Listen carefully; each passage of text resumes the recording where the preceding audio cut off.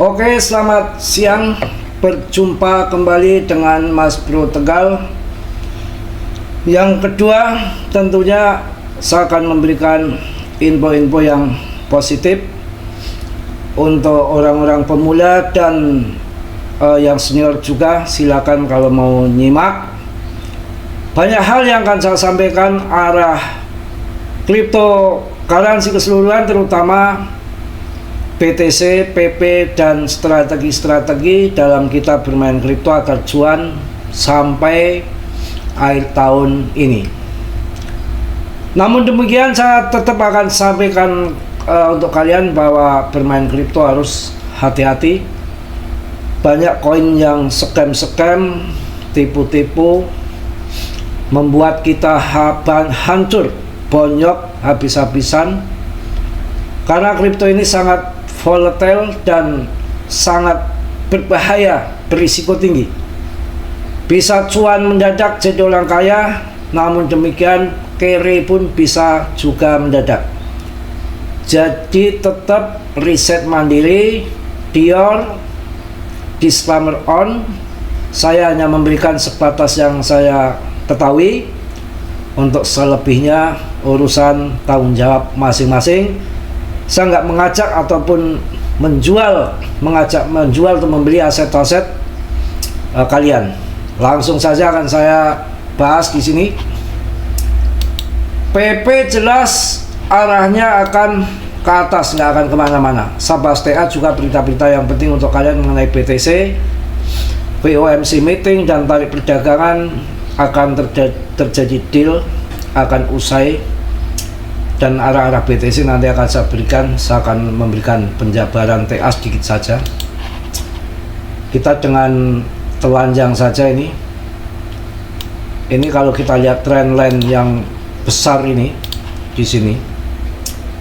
Ini rapi sekali. Sudah keluar dari trendline yang besar. Artinya tinggal arah naik turun di sini aja. Akan pump. Ditambah di 13 bulan ini, tanggal 13 Mei ini ada full moon yang ahli astronomi perbintangan akan terjadi full moon. Kemudian kalau dilihat dari ini udah membentuk V ya, V. Ini udah selesai di sini, bottomnya di sini. Dan kita akan di sini akan membentuk melengkung kayak cangkir gini. Arahnya akan ke atas. Itu aja sedikit. Namun demikian saya akan memberikan peringatan, info yang penting untuk kalian.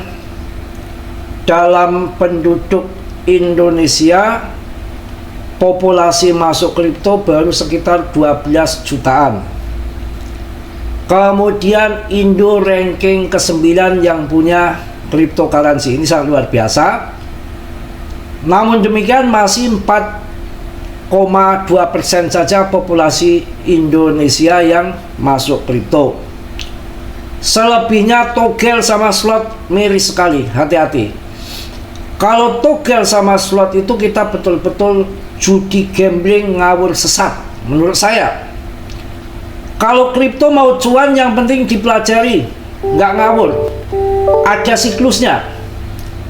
Yang mau masuk grup ya monggo silakan.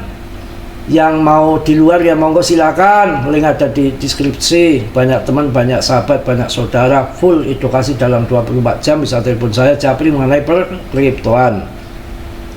Yang jelas togel sama slot itu kita judi liar, game betul-betul parah. Kalau kripto bisa dipelajari, asal kalian belajar, dilihat. Paling enggak seminggu 2 minggu langsung goal, enggak. Harus satu siklus minimal itu. Sarjana dulu lah, kalau enggak gitu cara gobloknya. Sekarang ini saya sudah sampaikan waktu tahun 2023 itu dalam bermain kripto itu harus kita melihat, harus belajar historinya koin itu seperti apa, fundamennya seperti apa, rekam jejaknya kita harus baca.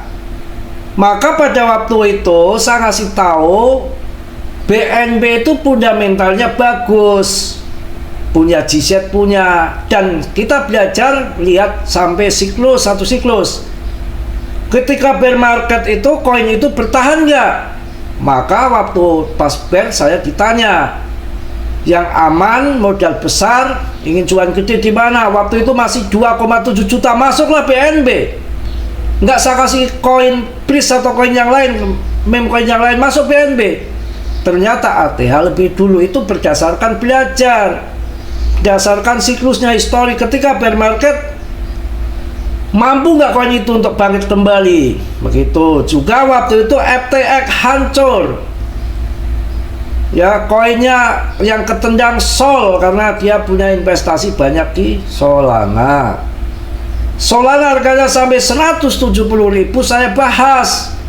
Anda ingin cuan gede nggak? Ini bakal jutaan nanti, masuk Solana. Waktu itu banyak-banyak yang ngeyel karena orang-orang baru nggak tahu koin yang pernah jatuh di saat bear kemudian bangkit lagi, itu nanti akan terulang lagi sesuai dengan histori, fundamental, macam-macam. Maka dari itu saran saya, belajarlah sampai satu siklus, jangan melihat koin-koin yang naik dadakan karbitan. Contoh ini, kemarin banyak yang tanya, MOOC gimana terbang? Ya terbang. Bull market terbang semua, cuma persentasenya ada yang kecil, ada yang besar. Kalian kalau sudah sangkut di situ, hold saja, nanti akan kejemput, saya bilang begitu. Tapi di dalam siklus all season ini naiknya bervariasi, gak sama. Ada yang cuan gede, ada yang cuan dikit. Untuk mencari koin-koin yang cuan besar, ya pasti kita harus cari yang seperti Shiba Inu ataupun Dogecoin yang bisa jutaan persen, yang investornya banyak, yang historinya setiap jatuh mampu melewati badai dan bangkit kembali. Ya keyakinan saya ada di PP. Kalian bisa riset sendiri. Dior, ya harus disclaimer on, jangan menyalahkan siapa-siapa. Saya pribadi saya akan lihat PP karena PP ini masih rendah kapitalisasi pasar, sangkuternya masih sedikit, ATH-nya cuma 2,5 kali aja, udah nggak sampai 3 kali, udah masuk ATH kok. Terus pokoknya paling banyak 3 kali lipat. Apa masa kripto naik 3 kali lipat? Dengan sekarang kondusif tarik perdagangan. Kalau mengenai FOMC meeting itu kan sentral uang memang di sana kan, tetapi kan itu hanya pendukung, bukan satu-satunya. Tarik perdagangan lebih menentukan. Karena dana-dana institusi yang besar-besar seperti JP Morgan, BlackRock, yang kemudian kalau kondisi market positif dia gelontorkan semua dananya ke kripto, mereka udah digelontorkan dari dulu di ETM kok. Nggak volatile kayak dulu kok. Itu ya info dari saya untuk cara strategi dalam bermain kripto. Nggak ngasal, bisa dipelajari mana titik masuk, mana titik jual, dan koinnya nggak ngasal. Harus belajar. Kalau nggak belajar banyak koin-koin scam. Dan sabar. Kita akan sedikit di sini membahas ETH. ETH siap melonjak, tanda-tanda kenaikan harga mulai terlihat. ETH itu kan koin kedua setelah BTC ya. Kemungkinan akan masuk ATH baru, PP akan melejit.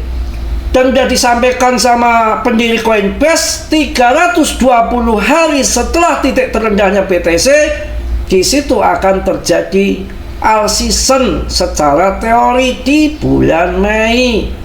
Hancur-hancur, pemuja kok bearish ya. Menurut analis terbaru dari Coinfo, seorang pedagang kripto di plafon ETH saat ini dinilai sangat rendah meskipun performa harga dalam beberapa tahun terakhir kurang mengesankan. Ada beberapa metrik on-chain yang mendukung pandangan bahwa ETH mungkin akan segera mengalami rally besar-besaran. On-chain mendukung kenaikan ETH kawan. Aliran masuk ke alamat akumulasi Ethereum nih, well nih akan Anda lihat ya, nih well nih, gila. Dan kesediaan ETH di bursa itu menipis dari awal listing, ini paling sedikit sekarang. Jadi ya saya akan pilih untuk orang-orang yang duitnya banyak yang masuk ke ETH lebih aman. Kalau BTC naik, ETH akan lebih tinggi naiknya. Ini belum, ETH belum terbang lagi. Itu mengenai ETH. Kemudian untuk PTC bersiap untuk lonjakan besar di tengah kekacauan ekonomi AS. Di tengah meningkatnya ketidakstabilan ekonomi Amerika Serikat, Bitcoin kembali menjadi sorotan sebagai aset aman global yang potensi dengan kepercayaan investor terhadap pasar tradisional yang mulai goyah. Aset utama pasar kripto ini menunjukkan tanda-tanda ketahanan yang mengesankan. PTC adalah menjadi pelindung nilai di tengah ketidakpastian ekonomi, kawan. Jadi indeks ketidakpastian kebijakan ekonomi AS telah mencapai titik tertinggi baru-baru ini tahun 2025, menandakan peningkatan ketidakpastian yang belum pernah terjadi sebelumnya. Setiap lonjakan dan resiko ini dalam indeks ini sebelumnya telah berhubungan dengan momentum bullish untuk BTC, dan lonjakan terkini ini adalah yang paling ekstrim. Kebijakan tarif yang ditingkatkan oleh administrasi Trump kedua, pengenaan kembali batas utang, kebijakan reverse Federal Reserve yang terhenti, dan krisis kredibilitas dolar AS telah memicu kecemasan investor, ditambah dengan risiko geopolitik dan ketidakpastian regulasi. Pasar tradisional mengalami volatilitas tinggi. Sebaliknya BTC tampaknya memiliki imunitas struktural terhadap kekacauan tersebut dengan menurunkan kepercayaan terhadap mata uang fiat. BTC semakin dilihat tidak hanya sebagai spekulasi tetapi sebagai hedge strategis yang mungkin sedang memasuki fase akumulasi berikut menjelang lonjakan besar. Waduh, ini lagi lonjakan harus masuk BTC. Bayangkan telah menunjukkan penurunan yang stabil sejak akhir tahun 2024, mengindikasikan penurunan tekanan jual yang segera. Meskipun ada beberapa lonjakan yang mencolok di atas 17.000 BTC, tren jelas lebih sedikit koin yang dipindahkan ke bursa untuk dilikuidasi dengan meningkatkan risiko makro dan kepercayaan investor terhadap sistem fiat yang goyah. Ini mungkin mencerminkan keyakinan yang tumbuh pada peran jangka panjang BTC sebagai pelindung nilai. Udah, saya kalau kekenyangan ini masalahnya belum sarapan. Ngos-ngosan ya. Jadi itu yang saya sampaikan. Cari koin yang jos-jos adalah untuk meme coin PP. Menurut saya kalian harus riset mandiri lagi, Dior. Ya, harus gitu. Jangan menyalahkan siapa-siapa. Ini PTC akan pump kelihatannya. ETH akan masuk nanti di ATA baru. Saya rasa belum masuk ATA baru. Dan kita lihat, wow, PP ku sayang, yang cuan, mana yang cuan? Kita akan mencari cuan yang lebih jos tentunya di PP, bukan sembarangan. Dengan koin yang terbaik yang muncul di tahun 2025 ini, yang terbagus adalah PP dengan kapitalisasinya terbagus, investornya terjos, ada GZ, Binance, Bitcoin, Coinbase, semua ada punya PP. Kurang apa lagi? Kalau yang lain mungkin naik seberapa, nggak ada yang naik 200%, 300%. Kita akan cari kenaikan yang 30-50 kali lipat yang sudah disampaikan sama si pendiri Coinbase, mengatakan ketika nanti all season terjadi aliran dana banyak masuk ke altcoin, maka koin-koin yang terpilih nggak sembarangan ataupun nggak ngasal koin. Makanya belajar di grup, ada salah satu koin yang akan naik 30-50 kali lipat seperti tahun 2021. Wow. Dan ini mungkin plan pertama di Mei, Juni, dan kemudian plan keduanya di akhir tahun masih bisa akan terjadi buluran besar-besaran, dengan tentunya ditandai dengan semua lekudakan faktor ekonomi yang semakin ngaco di US, uang fiat yang semakin tidak dipercayai, melemah terus, akhirnya pada pakai BTC untuk lindung nilai.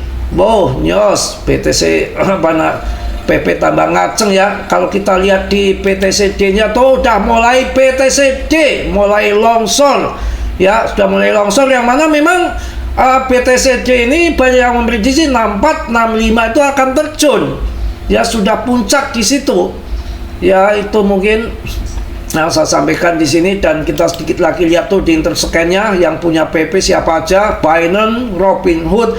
Udah nggak saya sampaikan lagi orang-orang besar di sini. Kita tinggal sabar, jangan sampai pelangap-pelongo kayak Kebo, Disipa dan Doge nggak cuan. Kita harus cuan di PP sampai 50 kali lipat. Wah, Yahut nanti di grup tinggal main scalpingan. Kita sukseskan dulu PP sampai RP1, mudah-mudahan di lambat-lamanya akhir tahun. Mungkin itu aja yang saya sampaikan di siang hari ini. Tetap semangat, tetap yakin di PP, jangan kemana-mana, tapi tetap riset sendiri, ya mandi sendiri boleh, ya harus pakai disclaimer on, ya jangan ucapan saya kalian telan mentah-mentah, harus di riset lagi, karena dalam bermain kripto sangat volatile, berisiko tinggi betul, bisa kaya mendadak, bisa kiri mendadak habis-habisan. Tergantung kalian cara mempelajari bagaimana titik masuk, titik jual, nggak sembarangan. Beda dengan togel sama slot, asal masuk saja terjadi rungkat dengan sekejap. PP bisa jadi cuan asal belajar dulu. Belajar, betul, dipelajari fundamentalnya, dipelajari karakternya, historinya, siapa dibalik semua, holdernya, projectnya, macam-macam. Lebih lengkap lagi di grup. Mungkin itu aja. Yang positif kalian ambil, yang buruknya kalian tendang. Kiranya sudilah yang belum subscribe untuk meng-subscribe. Yang sudah, saya ucapkan banyak-banyak terima kasih. Salam dari Wong Deso Tegal, Mas Bro. Wassalamualaikum warahmatullahi wabarakatuh.